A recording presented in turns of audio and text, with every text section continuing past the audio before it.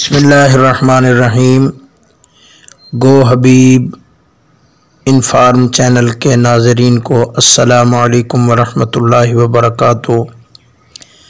جیسا کہ آپ کے علم میں ہے کہ ہم نے اپنی اس چینل کے ماتحت آن لائن وظائف کا ایک سلسلہ شروع کیا ہے۔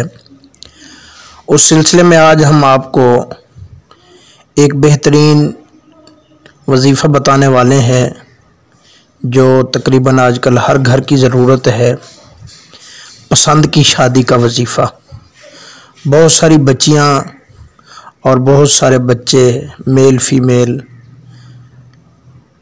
گروپ میں بھی اور پرسنل پر بھی پوچھتے رہتے ہیں کہ ہمیں کوئی بہترین اچھا پسند کی شادی کا وظیفہ بتا دے۔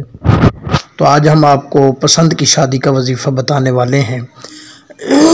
اس سے پہلے اگر آپ ہمارے چینل پر نئے آئے ہیں تو ہمارے چینل کو سبسکرائب کر لیں تاکہ ہر وظائف کی آنے والی ویڈیو آپ تک بآسانی پہنچ سکے۔ اس کے علاوہ اگر آپ کو کسی قسم کی کوئی پریشانی ہے، آپ بیمار رہتے ہیں، آپ کے رشتے کی بندھن ہے، آپ شادی کے معاملے میں پریشان ہیں، آپ رزق کے معاملے میں پریشان ہیں، آپ کو گھریلو پریشانی ہے، آپ اولاد سے پریشان ہیں، کسی بھی قسم کے آپ کے مسائل ہیں تو واٹس ایپ پر اپنا اسکرین پر موجود واٹس ایپ نمبر پر آپ واٹس ایپ کریں گے، لیکن کال نہیں کریں گے تو انشاءاللہ تعالی آپ کو اس کے مسئلے کے حل کے لیے وظیفہ بتا دیا جائے گا۔ اس کے علاوہ آن لائن استخارہ بھی اگر آپ کو ضرورت ہے تو آپ رابطہ کریں گے، آن لائن استخارہ بھی کیا جاتا ہے، تو آپ اسکرین پر موجود واٹس ایپ نمبر پر رابطہ کریں گے۔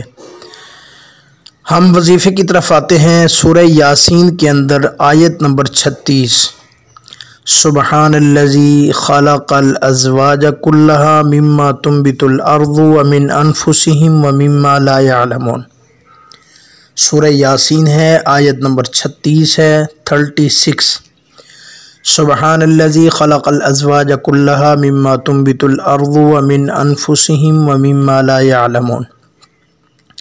روزانہ مغرب کی نماز کے بعد آپ اول آخر 11 مرتبہ درود شریف اور 41 بار صرف یہ آیت پڑھیں۔ یہ پڑھ کر اس کے بعد اللہ تعالیٰ سے آپ دعا کرتے رہیں۔